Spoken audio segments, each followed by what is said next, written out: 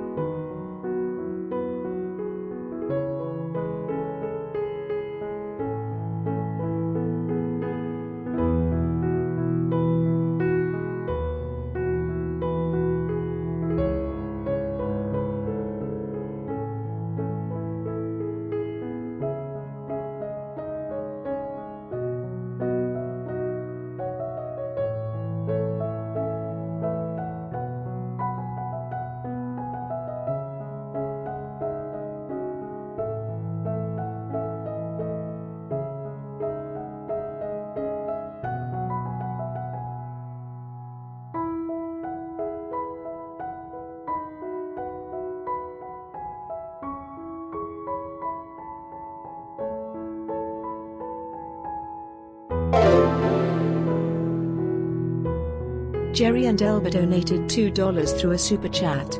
Thank you for all the work you do.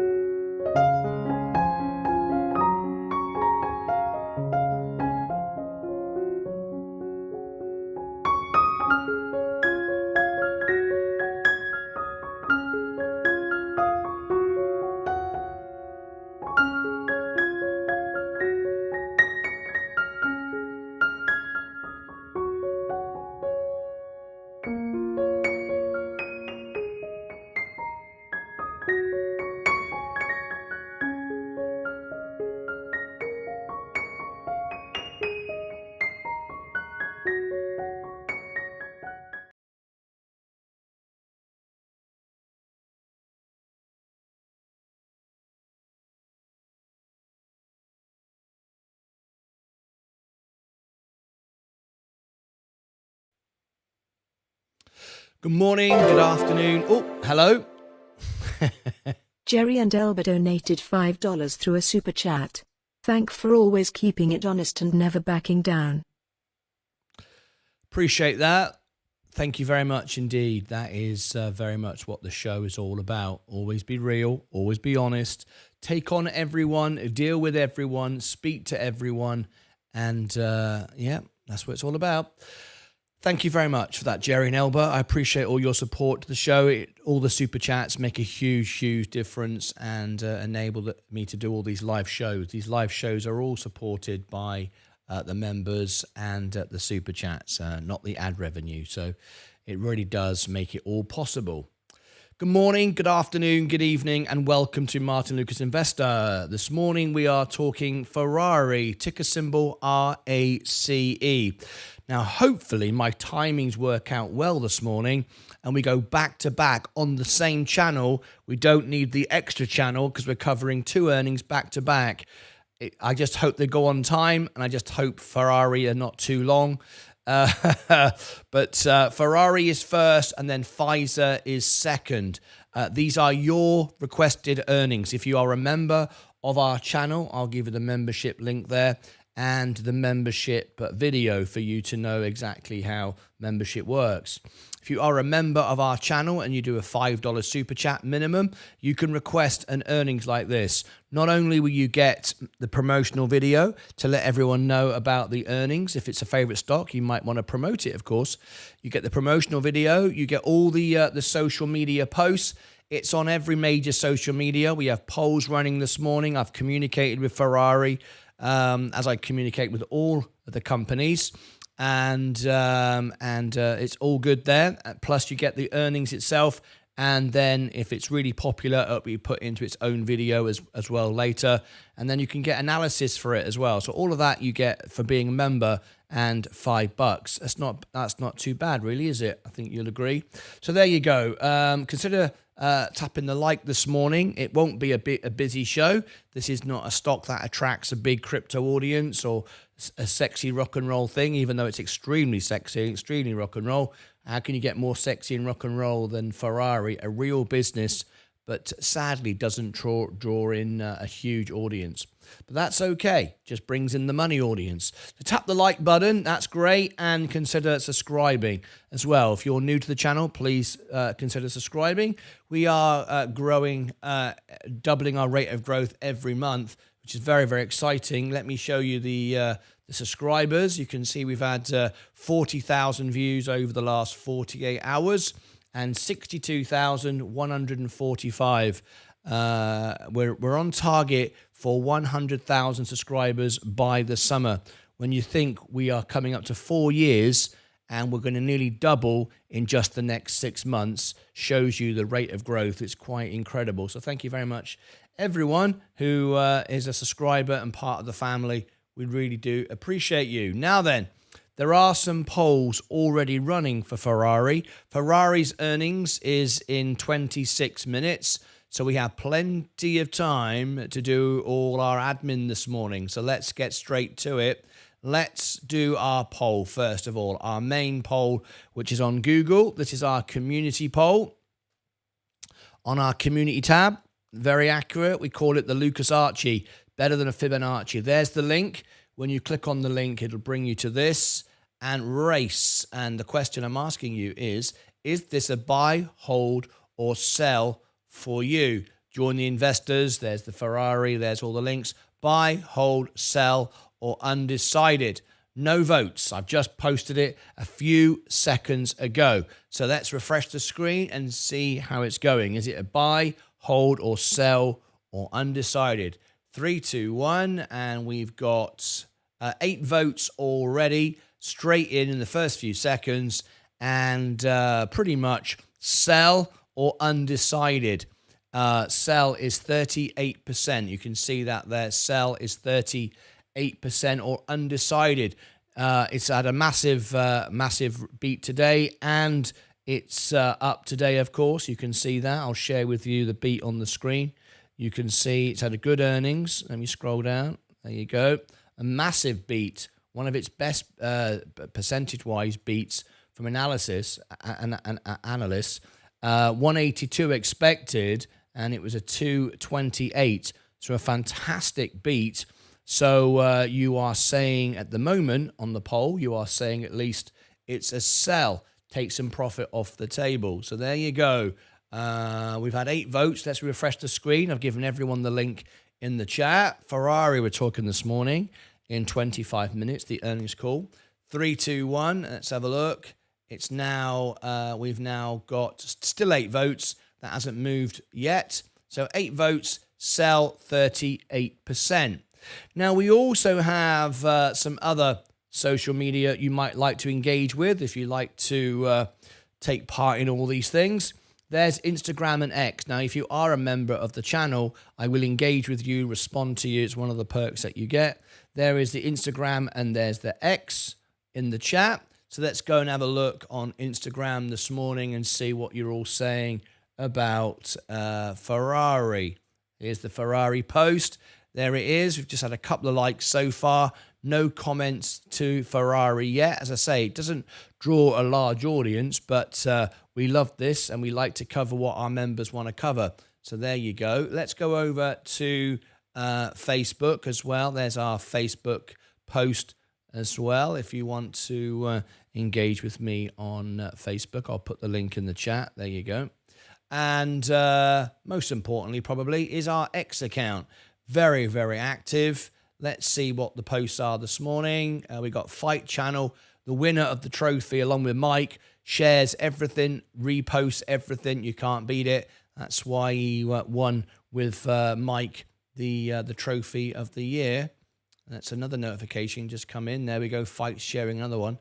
If I go to the profile and we look at Ferrari, and over here we have 6 votes, just slightly less. Same thing. People are saying, yes, it's a sell. Take profit from Ferrari right now. So there you go. It's a sell across the board. There we go. Mike, see what I mean? This is why Mike and Fight are the winners of the best trophy. They are the most highest engagers, the fans of the year. They win the best trophy. That's why this year they both were joint winners. I just couldn't split them. They are so neck and neck. It's incredible. Thank you. And it's down to them why the channel is growing so much. Right, there you go. Oops, some more notifications coming in. Yeah, Mike is posting and reposting and sharing everything. I love it. Right, so Ferrari is doing well. Let me have a look at some information on Ferrari. Let's bring it up for you now. Ticker symbol race. Fantastic ticker symbol, obviously. So let's have a look at this and let's see how it actually stacks up, shall we? We've got the earnings coming up in 20 minutes' time. If you've just tuned in, please tap the like button and consider subscribing to our channel. We go live 12 hours a day, 24 hours a day on our extra channel.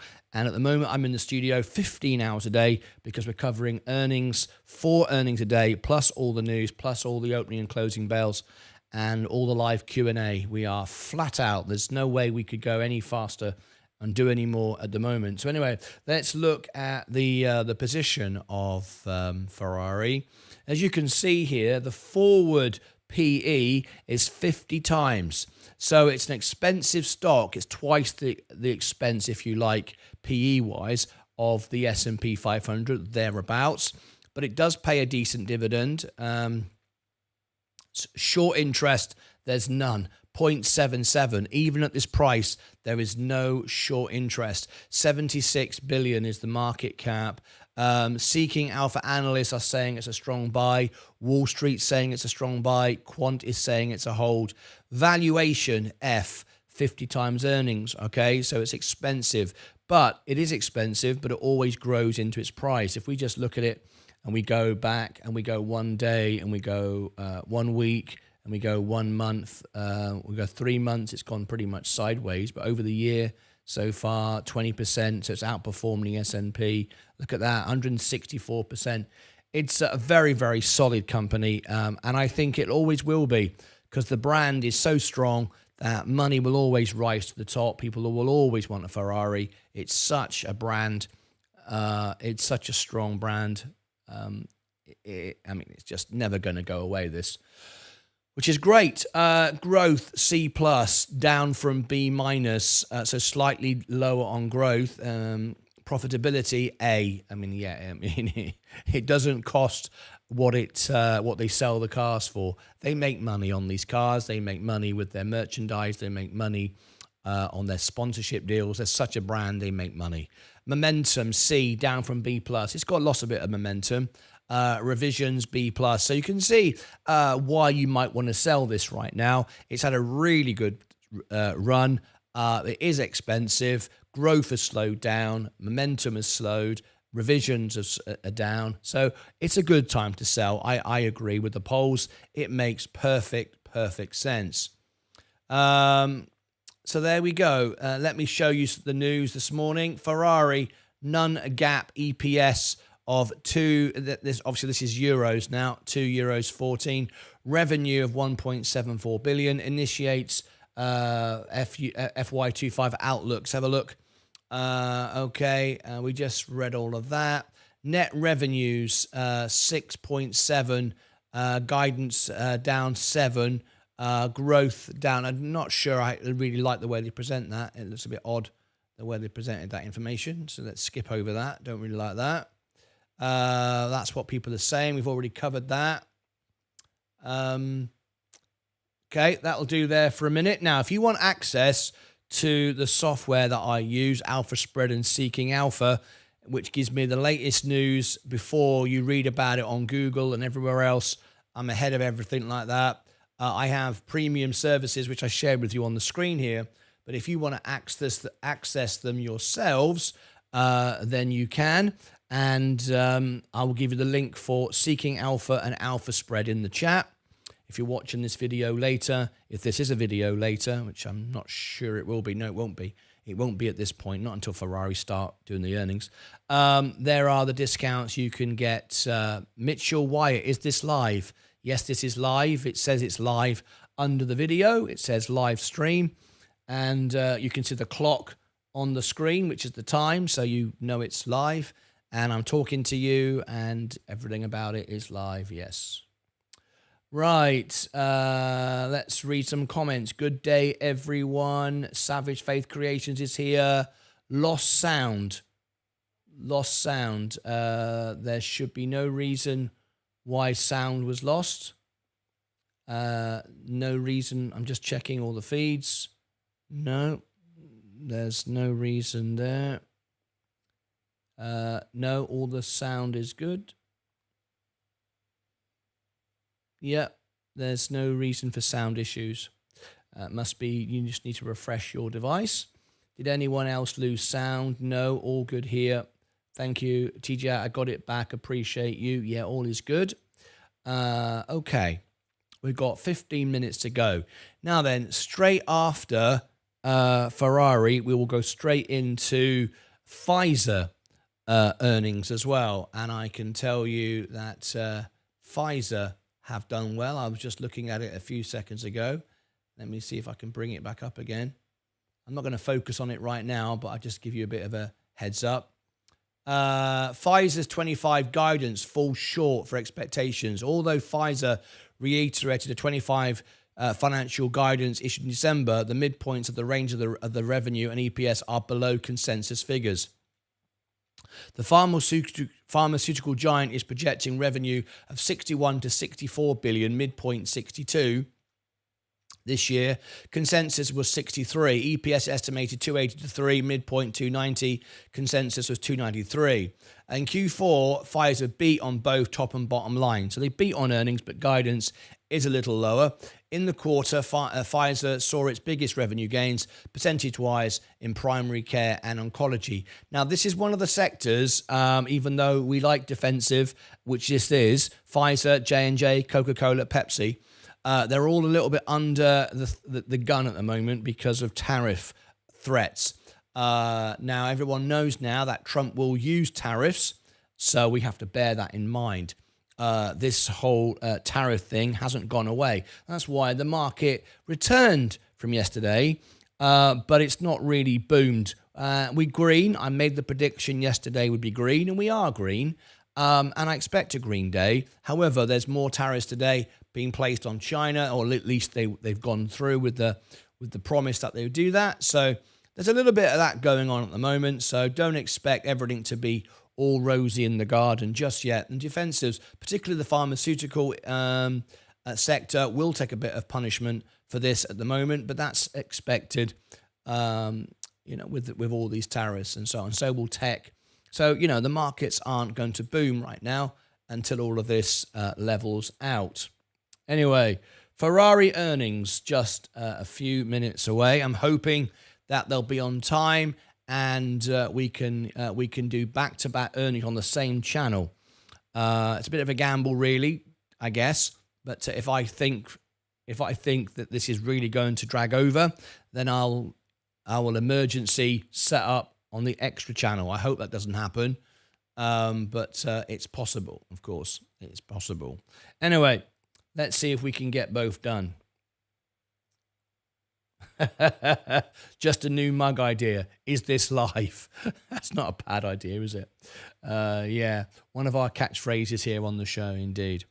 Good morning, Stephen Lewandowski. How are you? Ferrari, 14 minutes away. This is the feed I've got from Ferrari, as you expect. The prancing pony, of course. That's what it is. If you don't know what that is, it's the prancing pony. And we are waiting for the call to begin. They're playing me some music at the moment. There's no point me playing it to you. It's just music, and it will get me copyright anyway. So there we go. We've got 2 more earnings. We've got 3 more earnings to do. We've got Pfizer after this. And then we have AMD and Google, my employer. I'm always excited to cover Google because Google own YouTube. So I'll be covering Google later on this evening. All right. Very, very good. Okay. So let's go back to our poll and see how you voted. Let's have a little look. Let's refresh the screen and see if it's updated. On X, first of all, we'll go to, I beg your pardon, this is our channel, of course. So for Pfizer, it's a sell as well.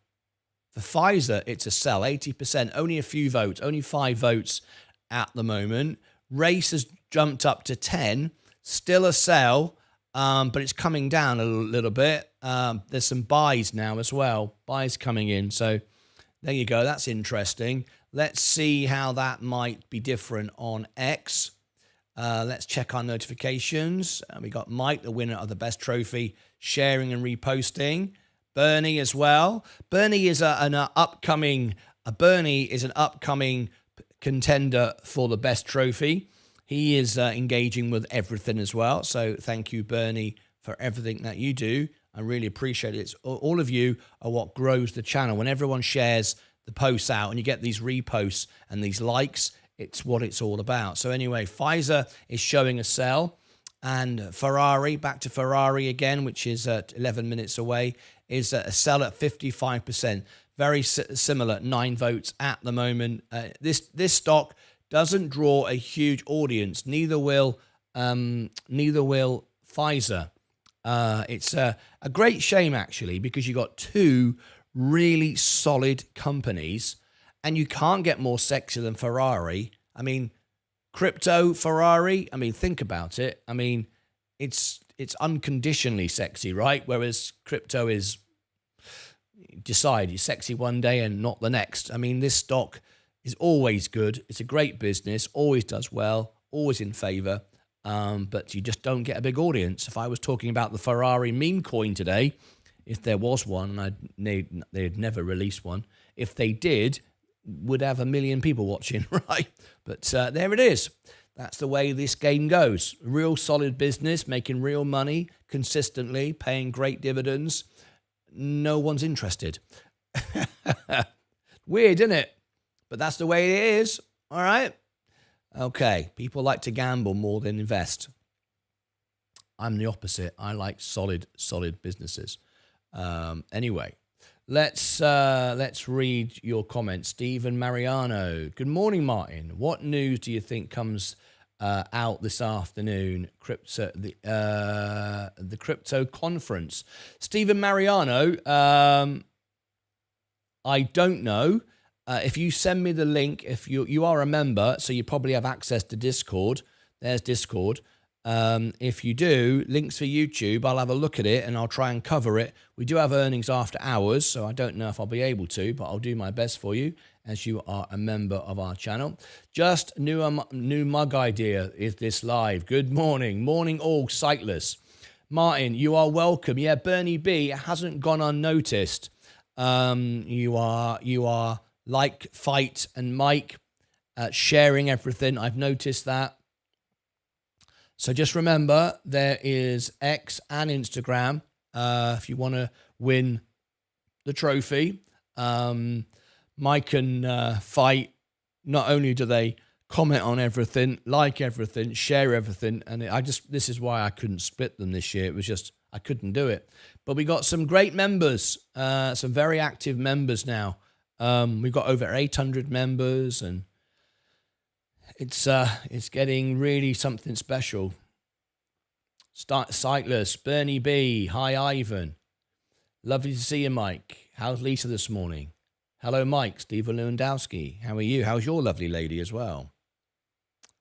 All right, 8 minutes to go. I'm hoping Ferrari will be on time and done within an hour and a half because I've got Pfizer to follow. It's a bit of a gamble trying to do two on the same show, on the same channel. If I think these Q&As are going to go on way longer than thought, then I have a choice. I either cut the end of the Q&A if I don't want to do that, or depends on the views, of course, and then I switch to Pfizer, or I set up a separate broadcast on the extra channel. Normally I do one on each channel, but because the time was so spread out, I thought, I might be able to do them on the same channel. It's obviously better to do it that way, because this way you get the front of my head rather than the back of my head. Right, 7 minutes to go. Hi, Mike. How you doing? Ivan Silver, good morning to you. If you've just tuned in, a very, very relaxed show today. We are getting back to the core principles of the show, dealing with our members, family, fun. There's been a lot of stress and drama recently, lack of sleep. I've been covering, I was up for 2 nights covering the Trump issues. I'm now trying to get back to, I actually said to Leah, I'm trying to find ways to do actually less because I'm working insane hours. And Leah said to me, she said, look, you're going to get to 100,000. The portfolio is going to get to 1 million. You're going to get to 1 million subscribers. Just do it in a few more years. And then just, it's not, you don't have to get there in 5 minutes. And she's absolutely right, because I'm depriving myself of things I should be doing. Like, I've got emails to do. I've got a nip to the post office today. I keep getting delayed for Stacey Bailey's ledger. I keep being delayed to doing my taxes, emails.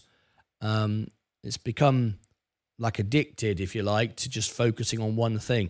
I've always been like that. My dad was like that.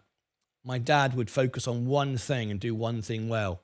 It used to drive my mum crazy, because what my dad would do, she would buy him a jigsaw for birthdays or Christmas or whatever, and he'd open it and he'd sit there all through the night until 5 o'clock in the morning,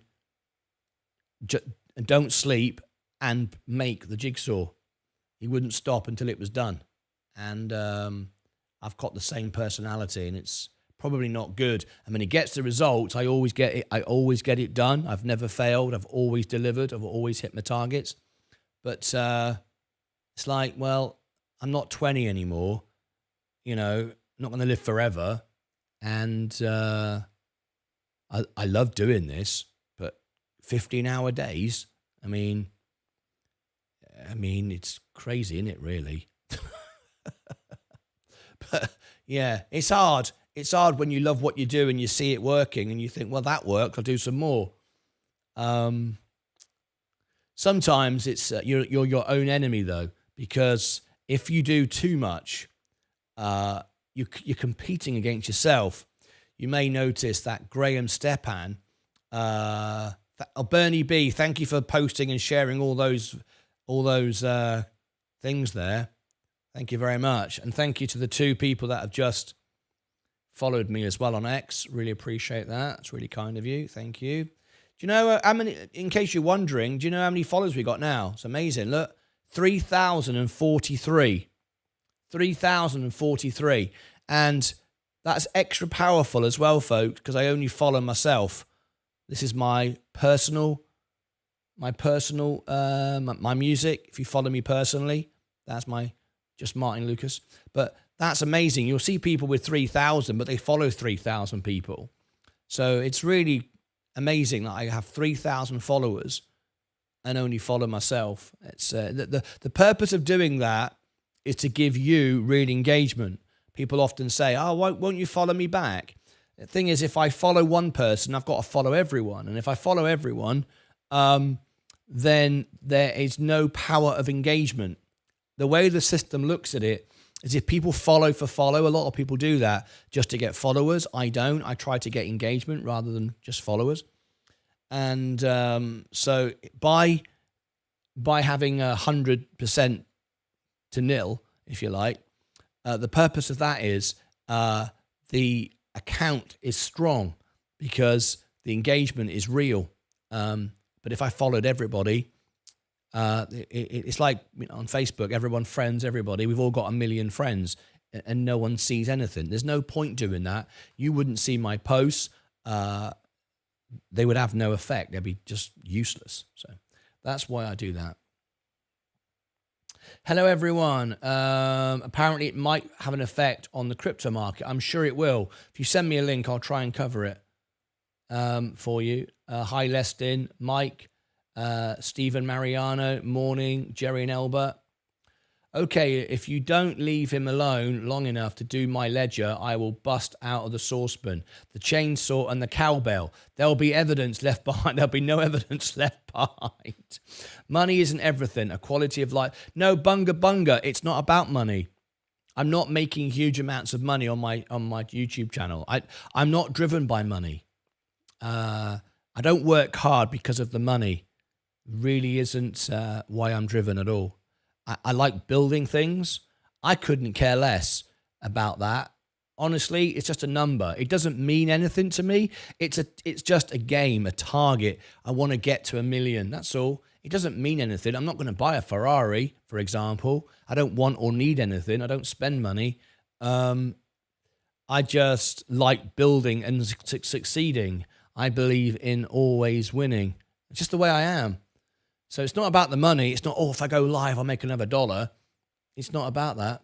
Anyway, 2 minutes to go. Let's hope Ferrari are on time. Mambo, anyone?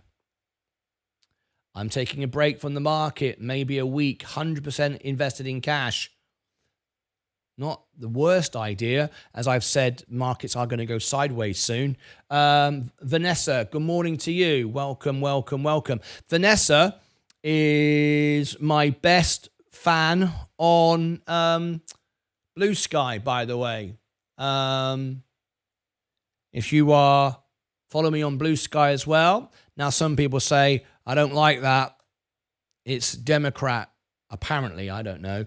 Or I don't like X, it's Republican. I'm on both because I just give my opinions the same on both.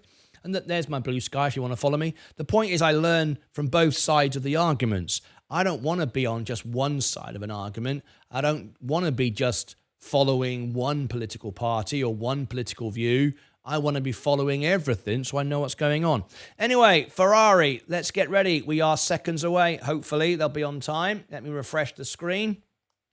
30 seconds to go. Let me play it. There's the audio. There it is. There's a sexy car on screen. I'm going to mute the audio. You don't want to hear that until it starts.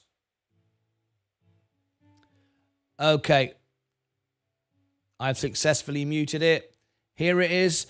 Hopefully, look at that. Look at that. We're talking yellow today. I put a red tie on and everything. I put a red tie on. Why were they going to go yellow? Beautiful, isn't it? Ferrari. Ugh. Love it. Love it. What's there not to like? It's the engine, it's the sound, it's the noise, it's everything about it. Right, okay. So, whoops. Oh, I forgot I wasn't muted then. Oh, that didn't give me copyright. That'd be annoying. Okay, so we're waiting for the earnings call to begin.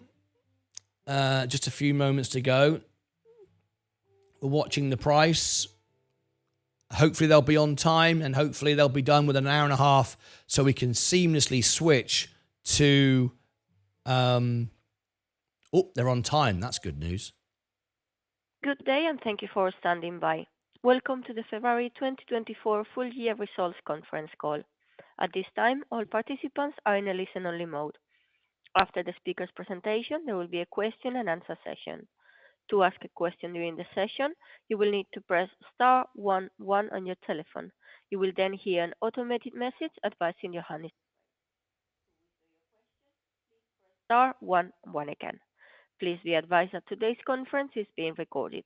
I would now like to hand the conference over to your speaker today, Nicoletta Russo, Head of Investor Relations. Please go ahead. Thank you, Sandra, and welcome to everyone who is joining us. Today, we plan to cover the group's full year 2024 operating results and 2025 guidance. Expect lots of beautiful Italian. Is expected to be around 60 minutes. Today's call will be hosted by the Group CEO, Mr. Benedetto Vigna, and Group's CFO, Mr. Antonio Picca Piccon.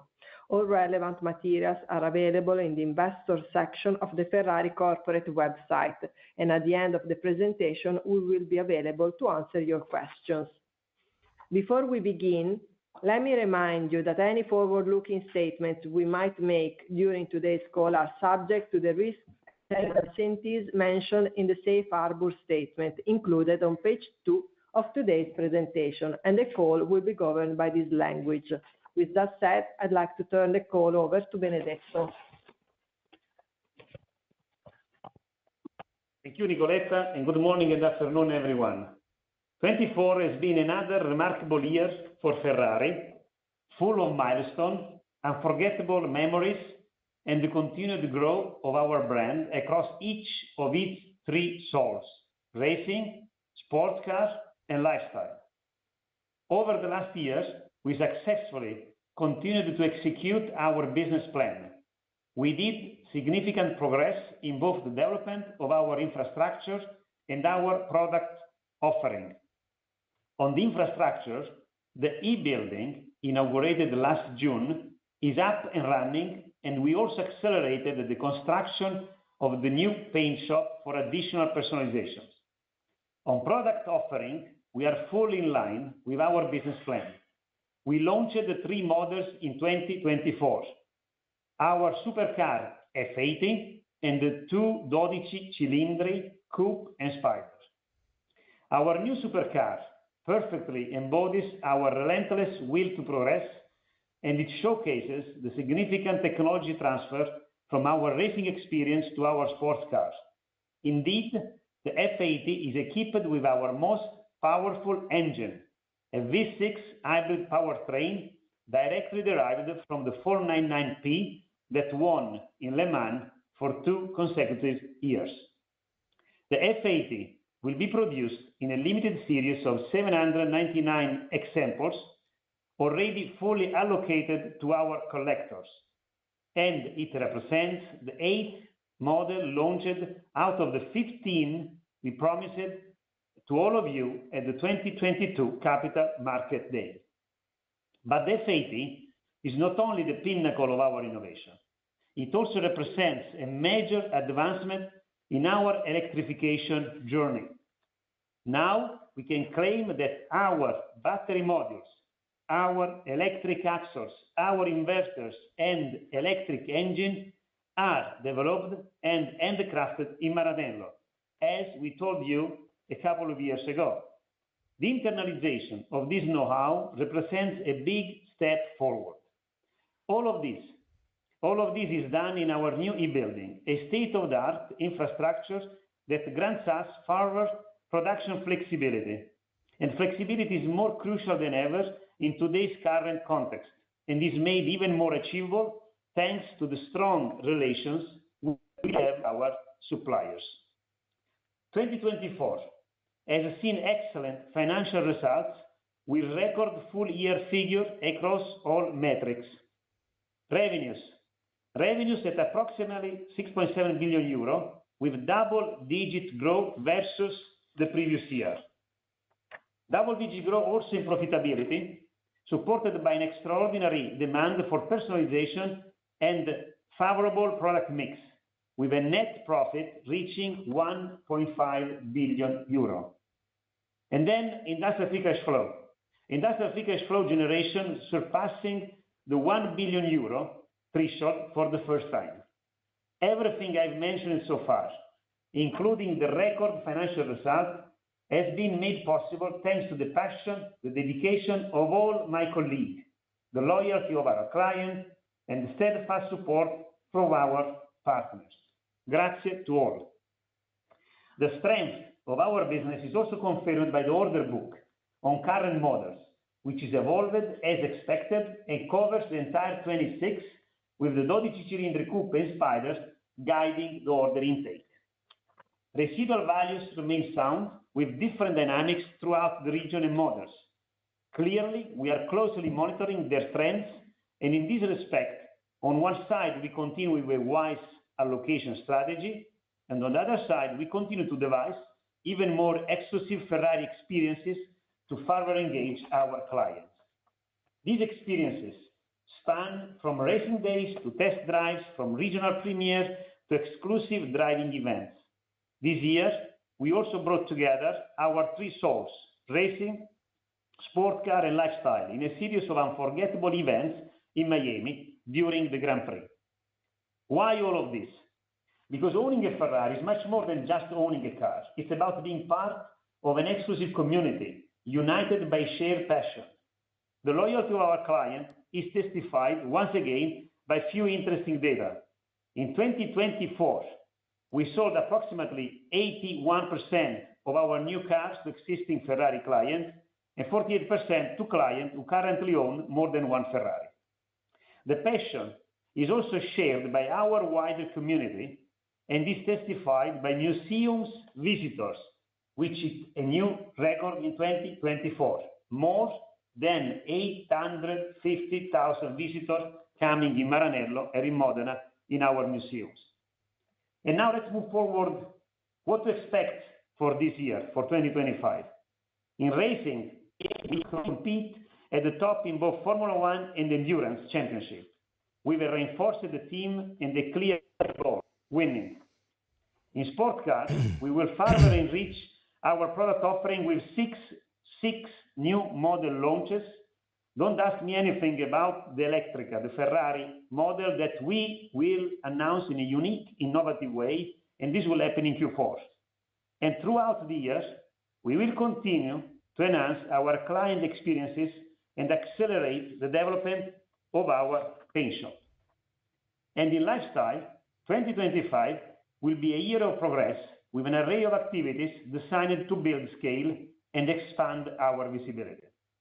All of this is an investment with the ultimate goal being to continue to nurture and elevate our brand. Among our priorities, we will continue to focus on our carbon neutrality goal by 2030. Further progress were made in 2024 with the shutdown of our highly efficient three-generation plant, several months ahead of our initial projection of last Capital Market Day. Since September 24, we are no longer burning methane gas for electricity production and relying increasingly on renewable sources. Thus, in 2025, we expect to reduce by approximately a factor 3 our Scope 1 and Scope 2 emissions compared to the 2021 base years. This again was made possible thanks to the commitment and dedication of all our colleagues, of all Ferrari people, and to reward their achievement in line with the company's strong performance indicators. I'm pleased to announce the yearly competitive award of up to approximately 14,400 euro for our employees, as well as the confirmation of the Global Equal Salary Certification and the newly achieved Italian certification on gender equality. We remain constantly looking forward And beyond and before I leave the stage to Antonio, I would like to underline three things about this year. One, 2025 will be another step forward in the execution of our business plan, allowing us to look to the future with stronger confidence since we are even better positioned compared to our initial trajectory. Two, we look ahead with a united, focused, and well-grounded team, ready to embrace the future with enthusiasm and exciting challenge that lie ahead of us. Three, 2025 will also be a great occasion to come together here in Maranello on October 9 for the launch of the Ferrari full electric and to share with you what we envision for our futures. And now I leave Antonio with full results and the guidance for this year. Thank you. Grazie Benedetto, and good morning or afternoon to everyone joining us today. I start on page 8 with a quick overview of the highlights of the full year. 2024 has been a very strong year with all metrics exceeding our expectations and reaching remarkable results. I stand with Benedetto in congratulating the team on their outstanding performance and exceptional work. Revenues and profitability grew double digits, and this with shipments only slightly higher than last year. Product mix and personalizations continued to strengthen. This was combined with a favorable country mix and resulted in an EBITDA margin of 38.3%, despite continued inflationary pressure, higher racing expenses, and brand investments. Further leverage on the D&A, in line with the phase-out of several models, enabled us to expand the EBIT margin to 28.3%. Let me also highlight the net profit that reached 1.5 billion euro and corresponded to a diluted EPS of 8.46 euro, up 22.6% versus the prior year. Such an improvement encompassed nil financial charges and a tax rate of 19.2%, supported by the temporary coexistence of two patent box regimes. The industrial free cash flow generation was very strong and above 1 billion euro for the first time. This achievement is even more remarkable if we consider that in 2024, our capital expenditure peaked at around 990 million euro. On page 9, we analyze our shipments for 2024, which increased by 89 units. We had significant changes in our portfolio throughout the year. The shipments of the Purosangue, Roma Spider, and 296 GTS grew compared to the prior year, as well as those of the Daytona SP3. We commenced deliveries of the SF90XX family and the 12 cilindri in line with our plans. On the other side, 5 models phased out: Portofino M, SF90 Stradale, A12 GTS, A12 Competizione, and Roma. The hybrid share reached 51% in line with product plans and was mainly driven by the 296 GTS. As customary, the geographic breakdown reflects the different product cycles as well as the company allocation strategy adopted to preserve brand exclusivity. As a result, EMEA and Americas were up versus the prior year, representing close to 75% of our total shipments. The rest of APAC was almost flat at 17%, and mainland China, Hong Kong, and Taiwan reduced their share to 9%, in line with our long-term ambition for this region. On page 10, you can see the net revenues bridge, which shows a 13.4% growth versus the prior year at constant currency. The increase in cars and spare parts was driven by the richer product and country mix, as well as higher personalizations. Personalizations continued to strengthen and exceeded once again our expectations, reaching approximately 20% of total revenues from cars and spare parts, mainly supported by the Purosangue and the Daytona SP3. Sponsorship, commercial, and brand increased thanks to the new sponsorship for our racing activities, among which HP as the new title sponsor of Scuderia Ferrari, as well as higher contribution from lifestyle activities. Currencies, net of hedges in place, had a negative net impact in the year. Moving to page 11, the change in adjusted EBIT is explained by the following variances. Mix and price, strongly positive thanks to the enriched product mix sustained by the deliveries of the Daytona and the 13 units of the 499P Modificata. The increased contributions from personalizations and a positive country mix supported by the Americas. Higher industrial and R&D expenses, largely driven by racing and innovation activities. And then SG&A increase, reflecting the continuous initiatives in software and digital infrastructure, organizational development, as well as brand investments. Other was strongly positive thanks to new sponsorship and lifestyle activities, partially offset by higher costs due to the better 2024 Formula One season ranking. Lastly, even in this case, we had a negative net impact from currency. The EBITDA margin was 38.3%, while the EBIT margin reached 28.3% and benefited from the already mentioned flattish D&A. Turning to page 12, our industrial free cash flow generation for the year was 1,027 million euro. The tailwind from the strong increase in profitability was partially offset by a negative contribution from net working capital, provisions and others, albeit improved versus 2023, primarily driven by an increase in inventory value, mainly due to a product mix and higher trade receivables.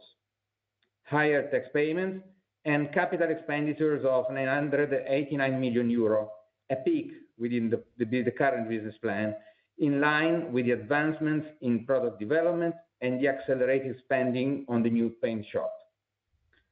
I'd like to highlight that an amount of more than 1 billion euro, very close to the industrial free cash flow generation, was also returned to our shareholders through a combination of dividends and share purchases throughout the year. Finally, the net industrial debt was 180 million euro at the end of December 2024. Let's move to page 13, where we present our targets as well as the drivers for 2025. Please note that this target sets the floor we aim to achieve.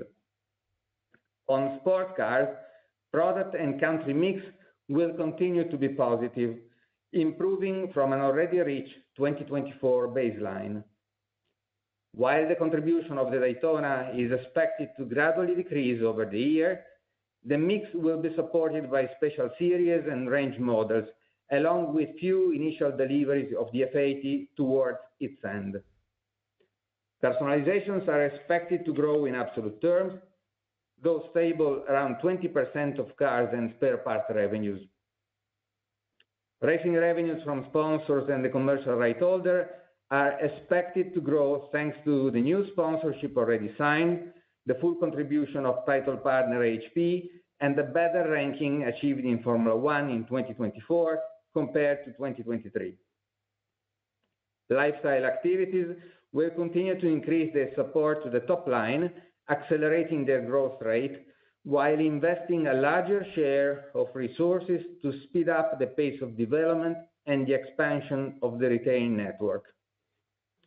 Continuous brand investment, higher racing and digital transformation expenses, as well as higher costs implied by the ongoing supply chain challenges, allow us to develop our activities, resulting in a gradual progression of our percentage margins. Given the above, the first half of 2025 is expected to be stronger than the second half, in line with the development of the product mix. As to the bottom line, we estimate the effective tax rate to be higher at around 22.5%, as we keep on benefiting from the new patent box regime, while the previous one has come to an end. The industrial free cash flow generation will be sustained by our profitability, partially offset by a still negative change in working capital, with new deposits from clients partly offset by the reversal of previous year's advances, tax payments proportional to the development of our income, and CapEx of approximately 900 million euro, substantially lower than last year. The underlying assumption on the US dollar exchange rate is that it will fluctuate around 105. That would be rather neutral compared to 2024, including hedges. And please note that what I've just mentioned relies on the assumption that applicable custom duties stay unchanged. To sum up, today's very strong set of results marks another significant step in our growth trajectory, which we aim at continuing in 2025. Despite the ongoing uncertainty in the global scenario, our unique business model gives us strong visibility, flexibility, and confidence in our future. And we look forward to sharing our long-term vision and strategy at our Capital Markets Day. Apologize for the sound, it's their end. Thank you for your attention, and I'll turn the call over to Nicoletta. Thank you, Antonio. We are now ready to start the Q&A session. Thank you. As a reminder, to ask a question, please press star 11 on your telephone and wait for your name to be announced. To withdraw your question, please press star 1 and 1 again.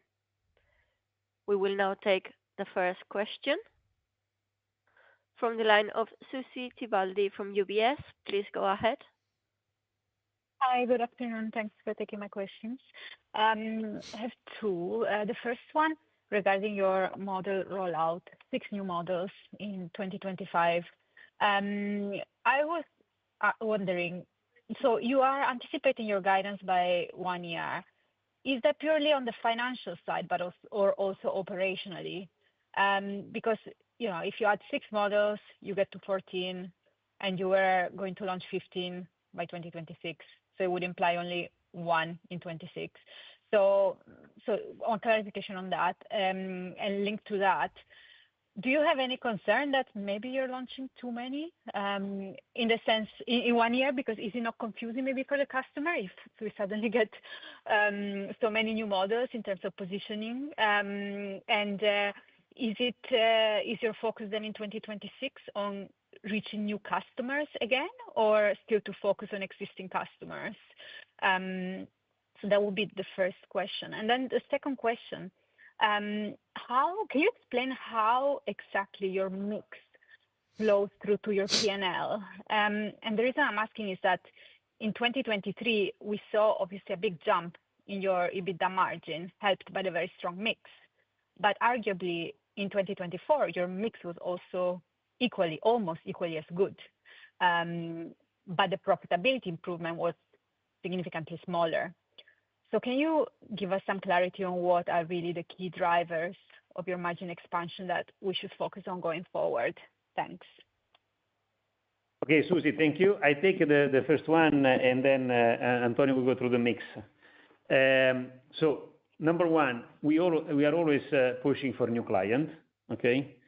And this is true either for, let's say, thermal cars, ICE, or for hybrid cars. You may notice that in 2024 is the first year, if you want, where we had 51% of our cars were hybrid. So we are taking care of the collectors, of the repeaters, but also the new client. The second, the doubt that you had about too many models and confusion. Well, we are talking about different kinds of cars. There are cars that are special versions, that are limited. That are cars, you may remember that we are doing 2 kinds of cars. One more for pilots, okay, and one for sport car drivers. So they are clearly positioned according to different kinds of clients we have. Consider that since the beginning, we said we are pushing a strategic and horizontal strategy in terms of, let me say, model we propose. We don't want to do a few models with a lot of volumes, because we believe this is a little bit against the desirability and is not compliant, if you want, with our strategy to become and to be always to become more and more luxury brand. So we said 15. You did well the math. We will reach 14. There is something else left for next year. Next year, we'll update what we are planning to do for the end of the decade in October. So we are talking about new client, existing client. So this is the picture. For the mix, I would like Antonio. Hi, Susie. When we speak about the mix, we are referring to product mix, including the special series and the strictly limited cars in volume, meaning the Icona for the time being, and next the F80, the supercar. Then the country mix, and finally the contribution of personalization and pricing overall.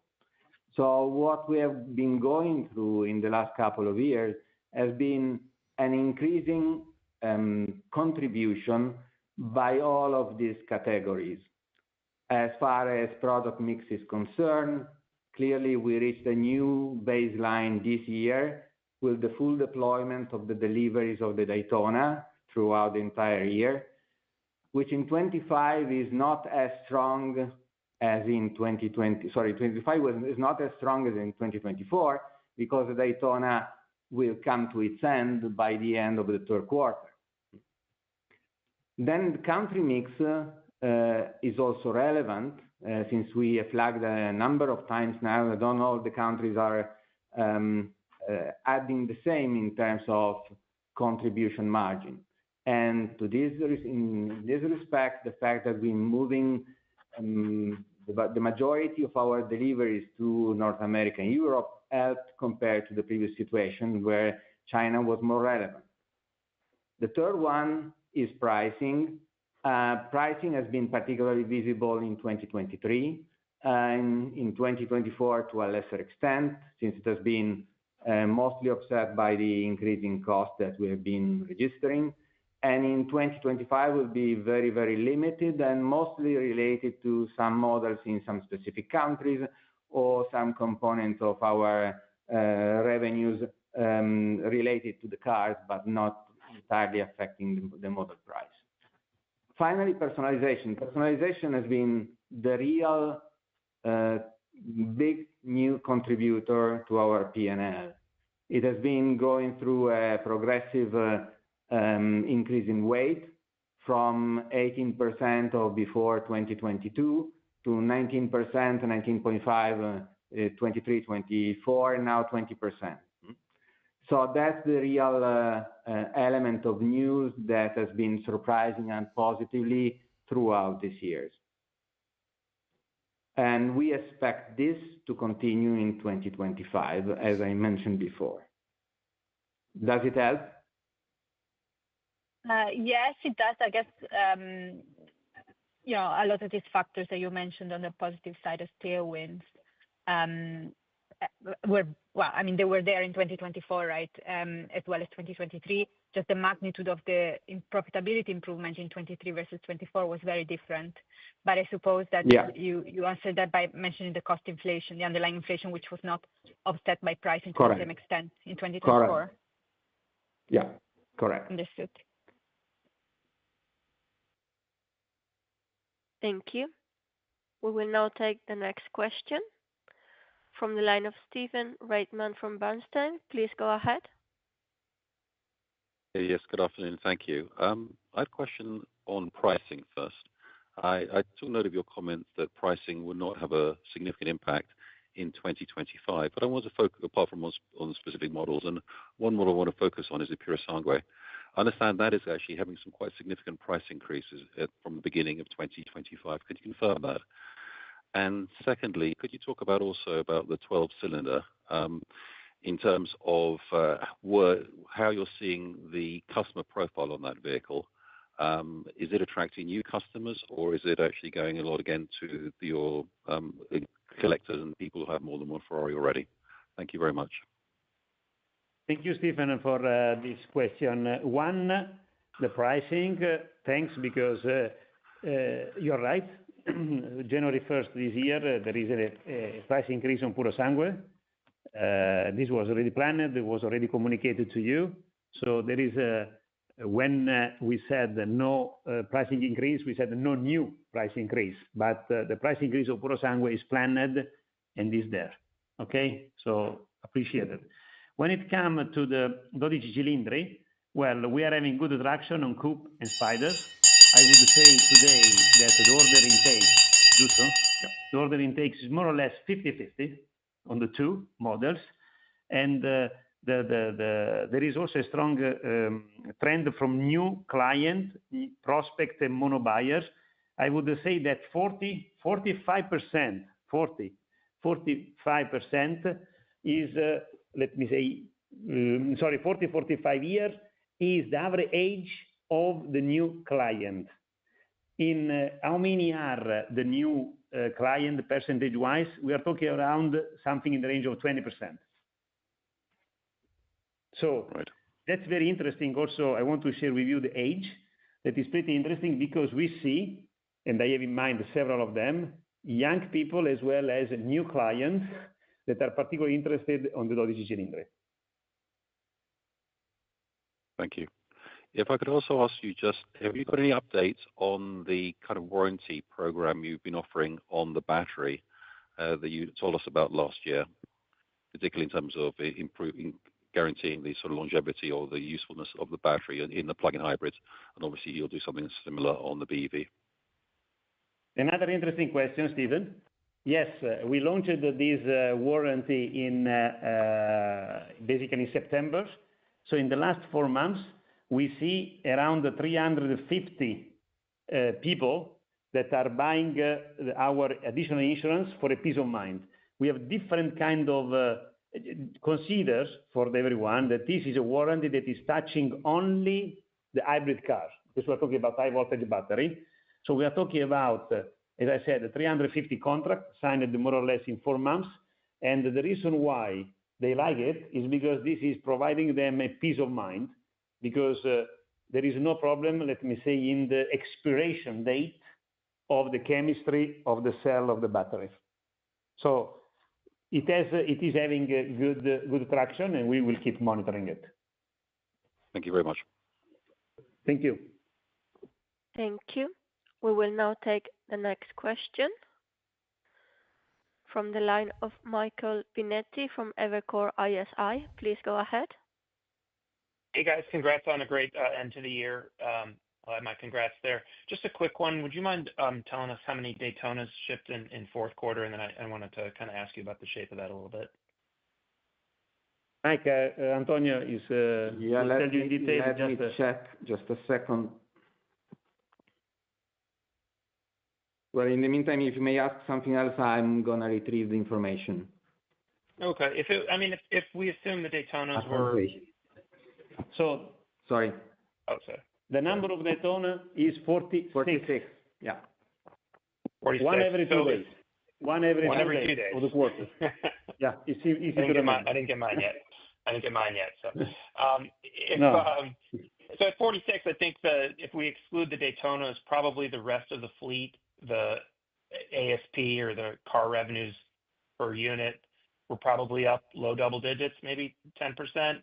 Is that, I was interested in your comment, Antonio, that the first half will be stronger than the second half. I think that's a little bit counterintuitive how we were thinking about it.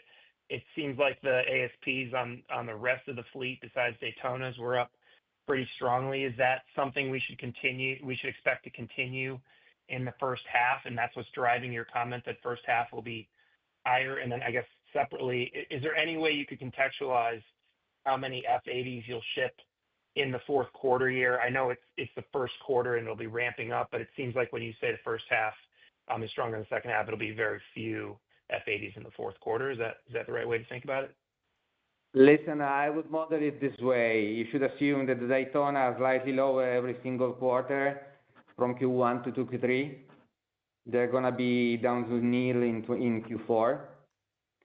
And then the swap between the XX, the S90XX Coupe and Spider with the A12 Competizione is going to grow in the second, is going to be positive and provide an accretion from Q3 onward, but not offsetting the negative from losing the Daytona. And the F80 is kicking in the last quarter, but just a few units. That explains widely the strength of the first half compared to the second. Okay. And then if I could just follow up on Benedetto, if you see, concerns about residual values of hybrids around the world across brands dropping a little bit as you guys are on the eve of launching your first EV, does that change your view of what the Ferrari full electric customer will value the most? Is you're seeing differences in how consumers more broadly think about those cars going forward? Thank you for the question, Mike. I think that I like to say in this way: there are electric cars and electric cars. I think that we, since the beginning, let's say when we announced it, our strategy in June 2022, we had clear in mind that when you do something, when you use a new technology, you have to make it in a unique way, and that's what we are doing, and we are looking at all the dimensions, as we said at that time. I don't want to comment on the reason why other electric car may be accepted or not. What I can tell you that our electric car, as we said, will be unique in the sense that we are looking at the different dimensions, the style, the performance, and the driving trails. And we are looking at all the dimensions that are below, that are sustaining the driving trails. So if you want to know more detail, you have to come here to eat the tortellini and to see the electric car in October. All right, I'll be there. Congrats on a great fourth quarter, guys. Thank you, Mike. Thanks. Thank you. We will now take the next question from the line of Monica Bosio from Intesa Sanpaolo. Please go ahead. Good afternoon, everyone. I hope you can hear me. I have three questions.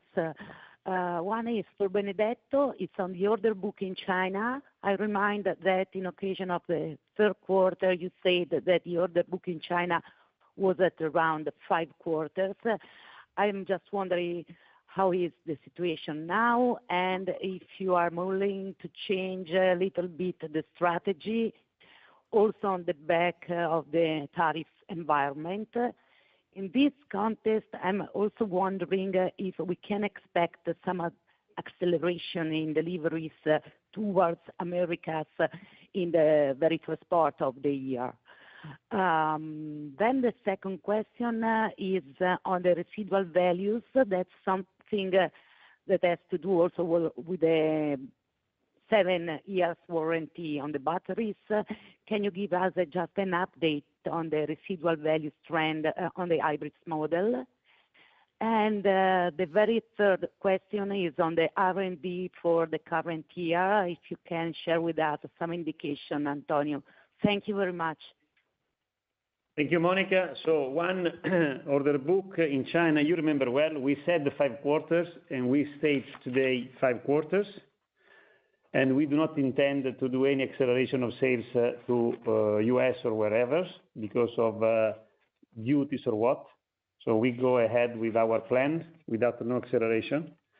2, residual values. Residual values, there is the trend of residual values is different from the different region and different models. What we are doing is that where there are some countries like UK, for example, where we are limiting the shipment of the cars, and where we see that the warranty that Stephen was asking about is being used. So this is the first 2 questions. For R&D? On R&D, Monica, it's going to be around 8% of revenues, pretty much in line with 2024. So not a big change there. Okay, thank you very much. If I may just follow up, it's just a housekeeping question. The first half will be stronger than the second half. The price mix will change between the first and the second part of the year. I can imagine that volumes will keep low double digit. Can I imagine a different trend in volumes between the first and the second part of the year, or should be more or less as the previous year? No, pretty much. Thank you, Monica. Pretty much equally distributed in terms of volume. And in terms of the main drivers for H1 being stronger than H2, I just mentioned, so I don't think there is anything else significant to flag. Okay, thank you very much. Thank you. Thank you. Thank you. We will now take the next question from the line of Anthony Dick from ODDO BHF. Please go ahead. Yes, good afternoon. Thanks for taking the question. A couple on my side. The first is on the D&A. It seems your guidance seems to suggest that D&A will be lower in 2025 versus 2024. So could you maybe confirm this or not and explain kind of the reasons behind that? I think you mentioned some model phase-outs having an impact on D&A, so just wondering if that was also expected this year. And then my second question is on the F80. So you mentioned in a presentation that it's been fully allocated, but there's also been various reports saying that there's been some cancellations from clients on the car. So maybe could you address that question, confirm whether or not there have been some cancellations, and just whether you've just been able to replace these cancellations, or and maybe where the order book stands for the S80. Thank you very much. Thank you, Anthony. I think the second one, the D&A, Antonio will guide you. Thanks also for this question. Another interesting one, because it's also true that on internet you may read whatever you want. We rely on the contract that our clients are signing. And also, if you want, allow me to say that there are more people than the 799 cars that we are aiming to do. So, unfortunately, we cannot show you the contract, but I think you've seen also, after a blog was popped up, I think when was it? Mid-January? Because I remember I was on the phone with Nicoletta. There has been a correction, and the blog itself has been correcting the news. You know what I can tell you, instead to disclose, let's say, something that we cannot, I would like to tell you that the order intake on the supercar has been faster than the order intake on the two previous Iconas. So I would not, is not relevant, this news, what you read on internet. The second one, with D&A, respect to the D&A, I mentioned the flagging in 2024. The overall level of the D&A was substantially flat. We moved quite, a few millions. When we look at 2025, this is driven by the model phase in, phase out. We start having D&A from the start of production of the new models. So what is implicit in our guidance follows the fact that some of the models we currently have are going to be phased out and new ones will kick in. There is little else to comment, very honestly, in this.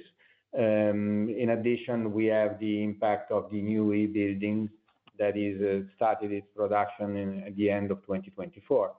And this is it. Okay, thank you. So could you maybe just clarify what are your expectations for D&A in 2025? The difference between the 650. Okay, thank you very much. Thank you. We will now take the next question from the line of Henning Cosman from Barclays. Please go ahead. Hi, good afternoon, everyone. Thanks for taking the question. The first one is really on pricing power ultimately. We have this very stubborn residual value debate. So I was just thinking, could you maybe reassure us a little bit? You're having these 6 launches in 2025. Could you just reassure us a bit about your expected ability to take these markups versus predecessor? The 12 Cylinder was obviously quite successful in terms of how you priced it and I suppose how you anticipated the demand. And I think it would be helpful if you could maybe reassure us a little bit that you think you'll still be able to execute good pricing power as you're looking at these 6 launches in 2025. Just looking for a bit of color there. And the second question would be, again, in the direction of the hybrids. You've obviously indicated that. Sorry. The second, Henning, the second is in direction of hybrids, what you said? That's right, in the direction of the plug-in hybrids. You've obviously given us in the industrial plan an indication of the number of models you were going to do in terms of hybrids, right? So I'm just wondering if there's anything at all that would make you revisit the plan as to how many of your models would be plug-in hybrids in the context of perhaps a little bit more muted reception on part of your customers, more in favor of combustion engines again. Thank you very much. Thank you. Sorry, the line was a little bit disturbed, but I start from the second one, and we confirm the plan that we had in mind 2 years ago. We said, let's say we were gonna 3 years ago, sorry, in 22. We said that we were having, let's say, the hybrid, the thermal, and the electric. So we are executing our plan according to our initial, product plan. There is no change over there. Considering the story of pricing power, I would like to say in this way, we have a lot of launches this year because this is what we were planning to do since time zero, because in light of respecting the client, different clients, there are clients that are aiming to have a pilot car, the client that have a sport car. So we want to offer all of them a new selection of products so that we stay coherent with our strategy that was different Ferrari for different Ferrarista and different Ferrari for different moments. So we confirm our product strategy and our marketing strategy as shared 2 years and a half ago. And we can expect the typical pattern of markups versus predecessor, right? We shouldn't think that there's going to be any deviation from the recent trend where you're able to take good markups versus predecessor, price increase versus predecessor. I wouldn't like to comment about the features of the new cars, either technical, from a technical point of view or pricing point of view. Let's make them. You will see. We will start to roll out. I mean, you can make up your model. We will start pretty soon, let's say, and then you will see what we have in the pipe. So you have to be a little bit patient, Henning. Okay. Sorry, if I can just squeeze a final one on the topic of pricing. So you said you're not accelerating your plans in forwarding or front-loading deliveries into the US. So can I then assume that you think if there were tariffs, that you're quite confident that you'd fully pass them on as you typically do? What I can tell you in this direction, one, as I said, we do not accelerate. Two, in this game, there are 3 players. There is Ferrari, there are the dealers, there is the client. When the detail will be disclosed in terms of timing, in terms of amount, we'll see how to manage properly. Today, thank you very much. There is a lot of things on internet, on social app, whatever, but there is not yet any fact. So we like to do 2 things. One, we like to keep our promise, and 2, we like to work on fact. When the fact will get out, we'll see how to manage. Thank you, Benedetto. Thank you, Henning. Thank you. We will now take the next question from the line of Thomas Besson from Kepler Cheuvreux. Please go ahead. Thank you very much. I have 3 questions, please. Firstly, I'd like to come back to the improved average selling prices in Q4 versus Q3. I'd like you to give us a bit more details, please, beyond the increased personalization that you said has been the driver. Could you explain why effectively we saw a clear increase? Is it linked with the higher share of hybrid in Q4? Then I'd like to ask a second question about what you anticipate for the hybrid share in your volumes in 2025. I know it's probably a bit difficult to answer because you don't want to tell us too much about the 6 new models, but do you think it will increase further, or do you think we're going to see a stabilization of hybrid share? And then I have a Sorry, really long time. sorry, Thomas. Sorry, Yeah. the second question. Yes. You think it will increase? No, I'm asking if we're going to see a plateau in hybrid share in 2025 or if it will increase further. And then I have a last long-term question. You're going to be launching the most expensive product ever with the F80 in 4 units at the end of the year. We can assume, therefore, you're going to have very, very strong 26, 27 average selling prices. Can you tell us just one word about the post-F80 plan to be able to offset the departure of that car in 28 and 29, please?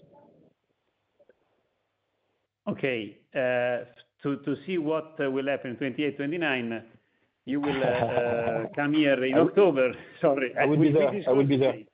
No, Thomas, you have to come. You will see, and we will disclose. Of course. We can. If we tell you everything now, you don't come anymore here. So, I'll be there. Thank you. for sure, I mean, we have a plan that we'll disclose with you and all the colleagues in the call. And I mean, there is a plan that is supporting our ambition. We share with you what we were going to do in this time, and let's say we executed what we committed to execute. In terms of hybrid share, sorry. The second was on the hybrid share for 2025. We expect to be slightly lower compared to 2024, having the growth in the delivery exactly of the 12 cilindri. And in terms of the mixed price impact in Q4 compared to Q3, I think it's mostly related to the development of the SF90 XX. And also some personalization because they were using there was an increased percentage of carbon finish parts. I mean, the carbon finish, as we said also in other conference call, is becoming more and more appealing. And as a matter of fact, you may remember, Thomas, that we increased also our capability, our supply chain capability to provide this kind of personalization. And the last element is probably a bit of a country mix, which is also positive in Q4 more than Q3. Understood. Thank you very much. Thank you, Thomas. Thank you. We will now take the next question from the last line of George Galliers from Goldman Sachs. Please go ahead. Yeah, good afternoon, and thank you for taking my questions. The first question I had was just a bit of a housekeeping question with respect to the number of specials shipped in the fourth quarter. I think if we just do the basic maths based off what you showed for Q1, 2, and 3, and then what you showed for the full year, it would imply that the specials were somewhere in the region of 7 to 8% of deliveries in Q4. I was wondering if you might be able to confirm that. The second question I had was just on the depreciation and amortization.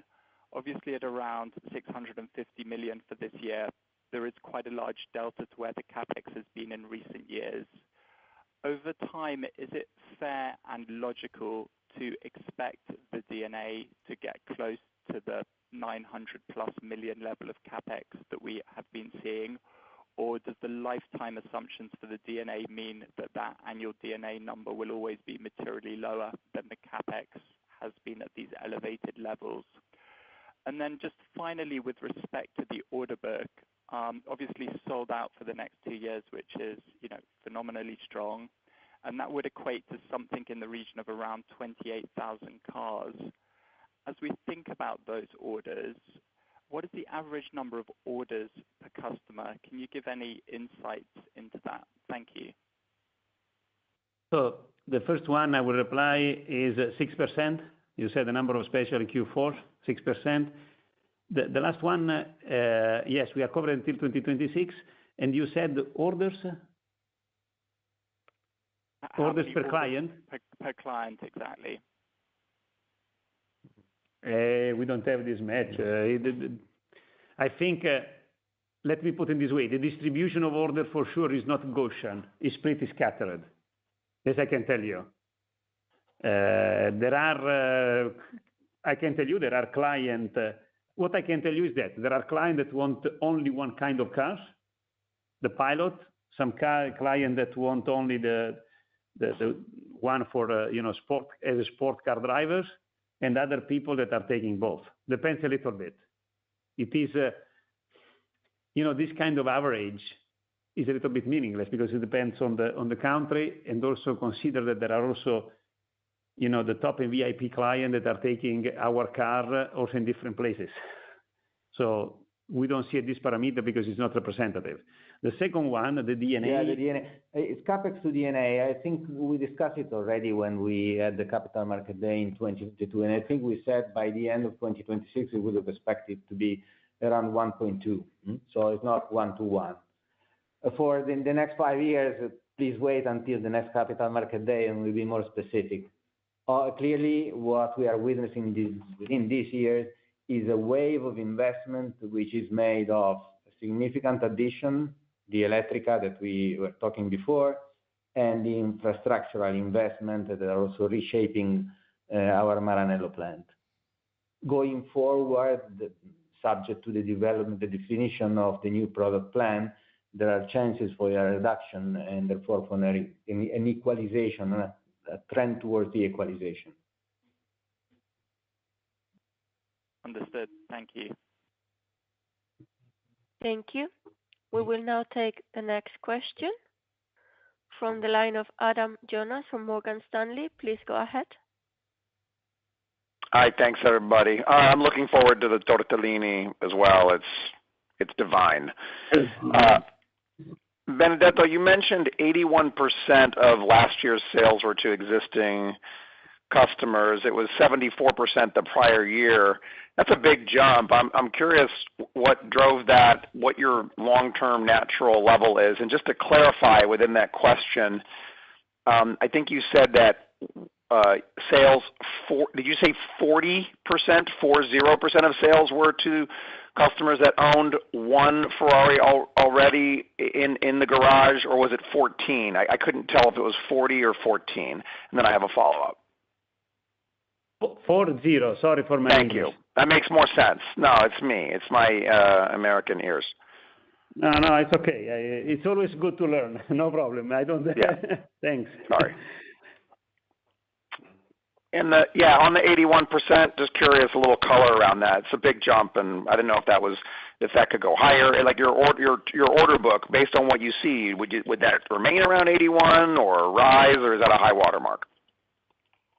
But I think, Adam, there are, just consider the case of 12 cilindri, no? The 12 cilindri is a car that is ICE, 12 cilindri, and you have 40%, you have 20% of the client that are new. Okay. No? Mm-hmm. So, and also consider the average age. Average age is also around 45 years. I have here the graph. If you take the 12 cilindri, coupe and spiders, the coupe, to be precise, average age is 45.2 years, and the spider is 44.4 years. So it's easy to remember, 3-4. So allow me to say, if I go to compare this also with the average age of the hybrid cars, more or less is the same for the new client. And in terms of another data point can be interesting, if I go to see the new client percentage-wise, the order from new client is in the same ballpark. Okay. All right. That would suggest stability there. Thanks, Benedetto. Just my follow-up on the personalization, just another angle. You had acknowledged, again, some of the residual weakness in recent periods was maybe a little bit of over personalization or different combinations that may not have achieved the same residual value retention in the secondhand market. And I'm wondering, even though you've guided clearly on personalization level remaining around 20% or more flat year on year, has your team made any changes to the character or the type of personalization? You mentioned carbon fiber, but in addition to that, that you would make available to your clients or somehow disincentivize so that you don't have, the rainbow colored paint with the brown interior and controlling, making sure that it's more in Ferrari clientele pedigree. Does that make sense? I didn't know if there were things you could do to encourage or discourage the type. Thanks. Yeah, I think I understand what you mean. First of all, a few data points to give you more color, because I think this is the last question, so I would like to share a little bit more color with all of you. So which are the personalization that are most common in our car? For sure, we have the carbon finish, okay, different kind of, let's say, accessories or things. Then there is also the painting. And then there is, when it comes to painting, there are different liveries. Now, the question is, you have clients, and I have several in mind, that they come here with their idea of personalization, and they let them guide by our expert here. So, for example, some people are telling, Benedetto, I came to Maranello, I went to New York with an idea, and then your colleague suggested me not to go so extreme or to do some so strange. So they follow. Some other client, instead, they come here and they take what they want. We can advise, but at the end of the story, we cannot force them. So clearly, if there is, allow me to say, if there are some combination, they may not be pleased or liked or loved by the second potential buyers. We have been thinking internally about, just to tell you, we have been thinking internally maybe to make some predefined the combination. Well, and just fresh. Last week, in the last 2 weeks, there are some places in the world, okay, where they like to have quote unquote a set menu. There are other places where they want a la carte because they don't like set menu. And they want to be free to select what they want. Some people are saying, look, I understand, I may lose on the residual value, but when I drive it, I want to enjoy it the way I want. Okay, so it's a choice. You have maybe on your shirt AJ. I would not take yours. I would not appreciate it because I'm a BV. So, but so I mean, we have to pay attention because. We cannot limit. We have to defend the values of the brand, the identity of the brand, no doubt. We will not make a strange car for sure. But if the people like the combination, and we cannot say no because we can advise. I understand. People, so. And Benedetto, Adam, the best way you become our client, and you can live this experience in first person. Well, look, if I can get seconds on the tortellini because it's so billowy, it's so delicious. I'll get you an AJ shirt. Thanks very much. Va bene. Va bene. Ciao. Ciao. Ciao. Thank you. We will now take the last question from the line of Tom Narayan from RBC. Please go ahead. Hi, thanks for taking the question. Looking forward to October, praying for good weather. So my questions are, first is on this whole residual value thing with that blog, which is, I guess, fake news.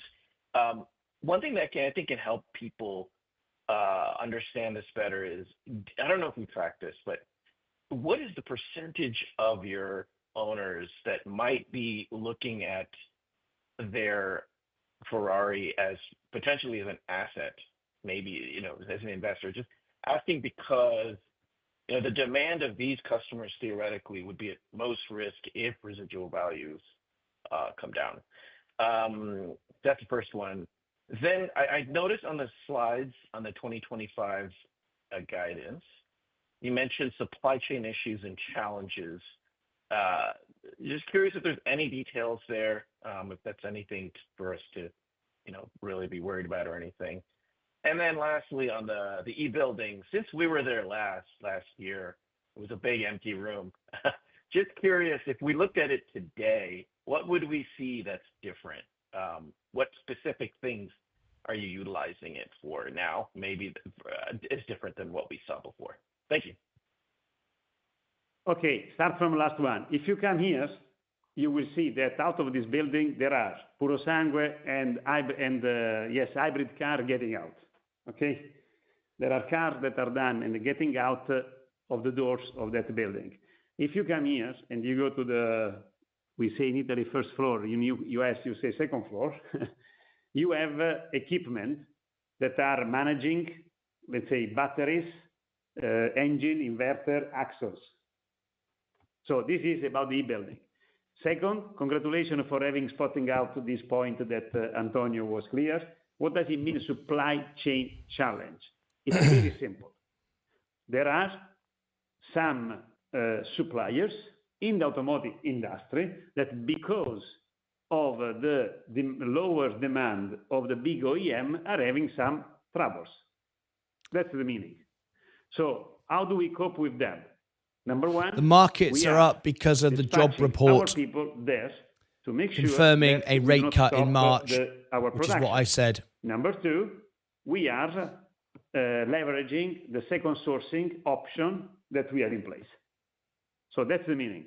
It is funny because in the past, we thought that the supplier, depending less on us, if you want, had a more differentiated business, they could be more stronger. As a matter of fact, today, you have several suppliers in the Western world that are suffering because of lower demand of Western world OEM.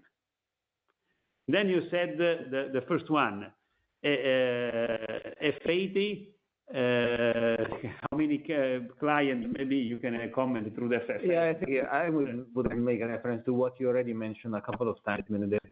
We have been going through a statistical analysis of the receivables and the range cars, and the fact that the range cars in 1 year lose around 20%. Apologise for the sound, it's their end. And this is an evaluation. So I think that we apologise for the audio, it's their end. The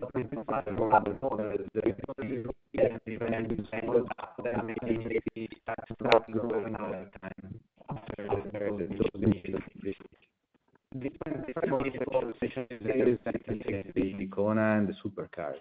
Those are usually appreciating over time. Very significant. Having said that, it's very difficult. Sorry, just to finish. Having said that, it's very difficult to tell you what is the number of people who look at the car as an asset.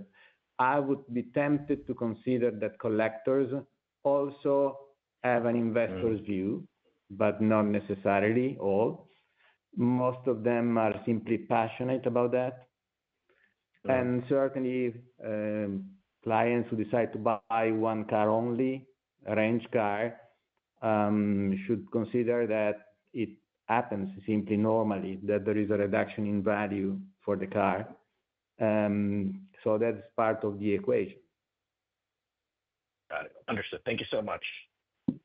Welcome. Thank you. Thank you, Tom. Well, I would like, before the conclusion of this call, I would like really to thank all of you for the time today, but also for the attention you dedicate to us. Thanks for your questions. They helped us, me and Antonio, to clarify better. Thanks a lot. I would like also to thank all the stakeholders, because what we did the last years and what we are going to do this year, it's only because we have a lot of people with great determination and passion. So the 2024 result, the strong 2024 result, and the continuing desirability of our brand is that is fueling our confidence for the year ahead and also for the future. So having said that, thanks again, and I wish all of you a good morning, good afternoon, good evening, wherever you are on the globe. And meet you in person, 9 October here, and we'll take care also of the weather. Should be better. Worse cannot be. June. Thank you. There we go. There's the earnings call for Ferrari. Now we're going to go straight over now to the call for Pfizer. The link is in the chat. It's pinned to the top. It's going to take you there automatically. There is the link. I've got to end this very, very quickly so we can start the Pfizer earnings. Thank you very much indeed. We got breaking news on the jobs report and SoundHound. All that's coming up in the build up to Pfizer. Now join me on the Pfizer earnings. Take care of yourselves and each other.